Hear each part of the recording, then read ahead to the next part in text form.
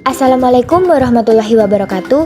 Halo teman-teman, pernah nggak sih kalian baca tulisan di spanduk, baliho, ataupun pamflet, tapi malah bingung karena kata-katanya kurang tepat atau tanda bacanya berantakan?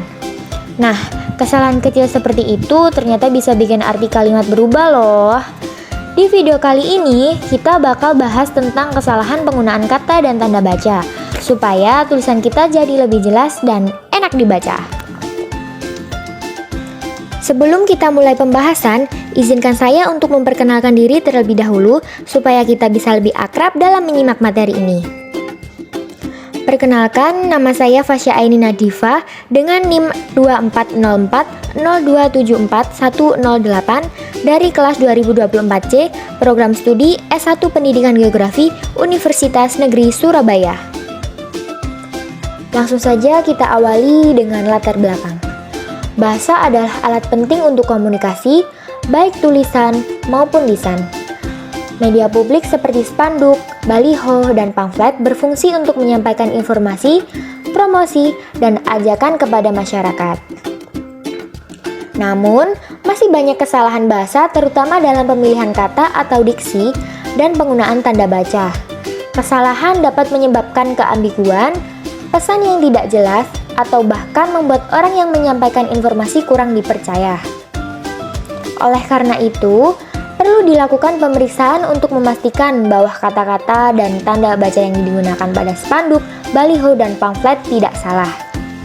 Dengan analisis ini, diharapkan masyarakat akan lebih menyadari betapa pentingnya menggunakan bahasa Indonesia yang baik dan benar sesuai dengan kaidah PUEBI agar komunikasi menjadi lebih efektif, komunikatif, dan mudah dipahami.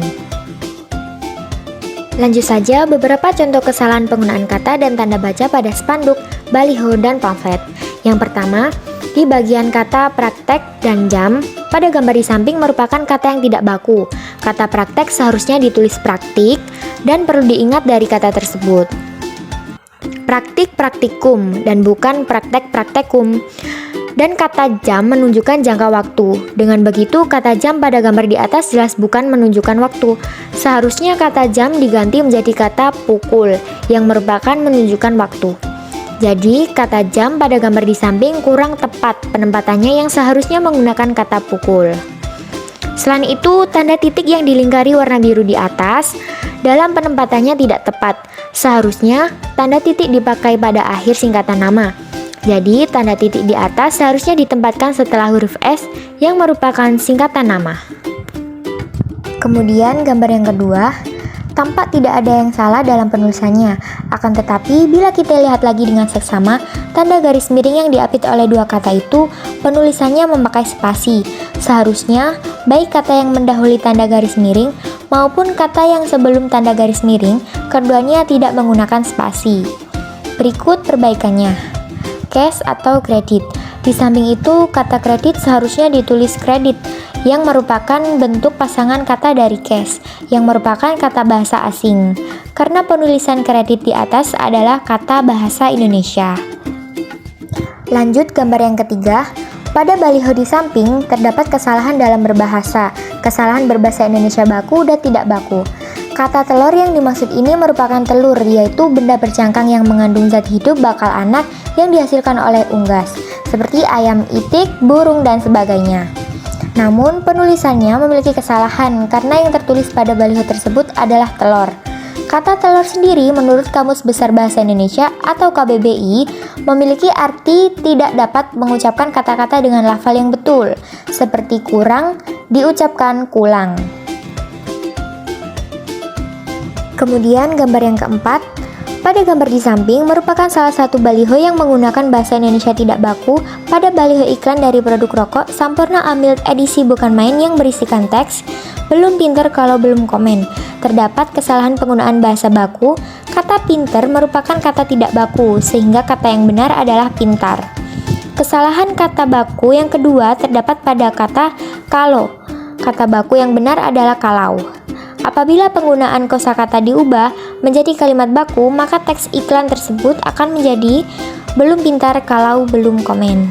Hal ini dapat memberikan kebiasaan bagi masyarakat Indonesia untuk senantiasa menggunakan bahasa yang baku serta sesuai dengan kaidah PUEBI. Yang terakhir, gambar kelima. Pada pamflet di samping terdapat kesalahan berbahasa Indonesia, yaitu berupa penggunaan tanda hubung. Pada penulisan pamflet tersebut terdapat kesalahan ejaan yang seharusnya tidak menggunakan tanda hubung, tapi ditulis dengan menggunakan tanda hubung, yaitu pada penulisan kata seikhlasnya.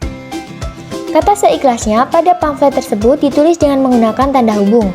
Berdasarkan Pedoman Umum Ejaan Bahasa Indonesia atau PUEBI, tanda hubung digunakan sebagai perangkai unsur dari bahasa Indonesia dengan unsur bahasa daerah ataupun bahasa asing serta digunakan sebagai penanda bentuk terikat dari objek bahasan. Pada pamflet tersebut seharusnya ditulis tidak wajib seikhlasnya saja. Untuk kesimpulannya, penggunaan tanda baca dan ejaan yang kurang tepat dapat menimbulkan kesalahpahaman dalam menyampaikan pesan. Kesalahan tersebut biasanya muncul karena kurangnya pemahaman terhadap kaidah EYDV, seperti penggunaan huruf kapital, pemisahan atau penggabungan kata, serta pemakaian tanda baca seperti titik, koma, tanda hubung, dan lain-lain. Akibatnya, teks menjadi sulit dipahami, pesan yang ingin disampaikan tidak tersampaikan dengan baik, dan nilai keformalan tulisan menurun. Oleh karena itu, penerapan aturan ejaan dan tanda baca yang benar sangat penting untuk menjaga kejelasan, ketepatan, dan kerapian dalam penulisan bahasa Indonesia. Jadi, itu tadi pembahasan tentang kesalahan kata dan tanda baca yang sering kita temui. Semoga setelah ini kita bisa lebih hati-hati dalam menulis supaya pesan yang kita sampaikan jadi lebih jelas. Saya ucapkan terima kasih sudah menonton.